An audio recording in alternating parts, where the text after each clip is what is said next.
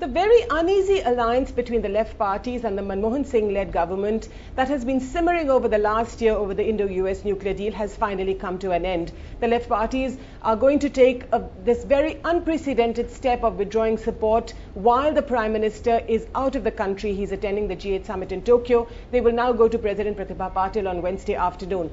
But the moral of this crisis as it has unfolded over the last couple of weeks is that the Prime Minister, Mr. Manmohan Singh, has now asserted himself comprehensively in this whole political crisis. Over the last 4 years, we've seen that the Prime Minister in some ways has been shown up to be a weak man, sometimes a very vacillating Prime Minister, tied to the apron strings of Congress President Sonia Gandhi. But for the first time after 4 years, the Prime Minister stood up for himself. He said that India must take its rightful place in the Committee of Nations and that India must go ahead with the Indo-US nuclear deal, that it must take this next step towards the IAEA Board of Governors, thence to the Nuclear Suppliers Group, and the third and final stage, which is at the US Congress.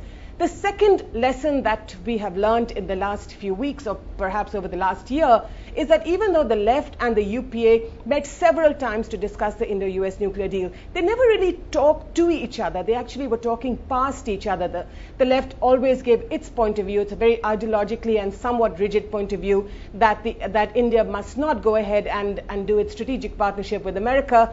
But the UPA on its part always said that India that needed to do this deal with America. Nobody actually understood what their compulsions were. But if politics is the art of compromise, then it was imperative on both sides to understand each other's needs and compulsions. And this is exactly what the Congress Party and the Samajwadi Party are now aiming to do, which is why the Samajwadi Party is going to bail the Congress out if there is a vote of trust on the floor of the House over the Indo-US nuclear deal.